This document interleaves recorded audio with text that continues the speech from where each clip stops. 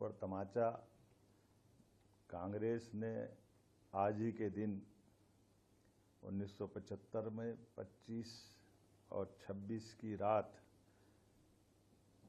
ये जो कलंक लगाया था, इंदिरा गांधी जी ने अपने चुनाव हारने के बाद कोर्ट के द्वारा दिए गए निर्णय के परिप्रेक्ष्य में, चूंकि कोर्ट ने उनके चुनाव का योग्य बताते हुए राजनारायण जी को विजयश्री देने का निर्णय सुनाया था। लेकिन जैसा कि होता आया, कांग्रेस हमेशा अपने व्यक्तिगत स्वार्थ के लिए कानून, संविधान, व्यवस्था, किसी नियम को नहीं पालन करती है। और अंबेडकर जी के लिए आज ग्वालियर में कांग्रेस के मित्र घड़ियाली आंसू बहा रहे हैं। वो बेहतर होगा कि उपवास में याद करें कि अंबेडकर जी को जीते जी उनने कितना त्रास दिया है। अंबेडकर जी को जीते जी जिस संविधान निर्माता ने संविधान बनाया, उसको उस निर्वाचन की प्रक्रिया से उस पार्लियामेंट में भी नहीं जाने देने का पाप अगर किसी के सिर पे है तो कांग्रेस के सिर पे है। कांग्रेस ने उनको एक भी चुनाव जीतने नहीं दिया।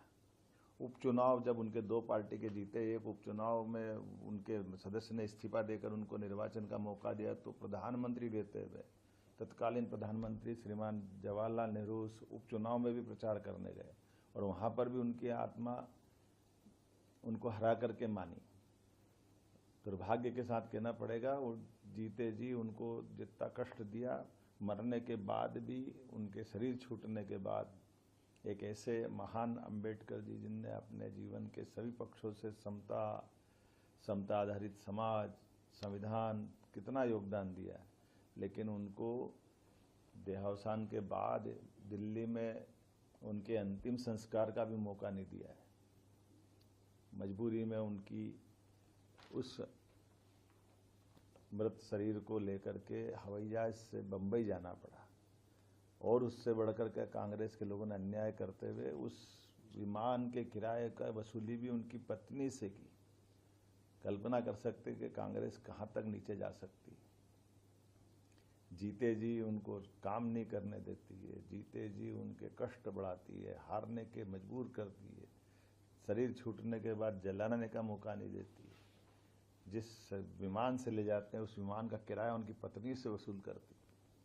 तो आज का दिन अच्छा है, ग्वालियर में कांग्रेसी मित्र उपवास कर रहे हैं। बेहतर होगा कि वो अपने उस कांग्रेस के अतीत के पापों की क्षमा प्रार्थना करें। और ये जो पूरा घटनाक्रम अंबेडकर जी के प्रतिमा को लेकर के ये पूरा संकट खड़ा किसने खड़ा किया? कांग्रेस ने पहले विरोध किया।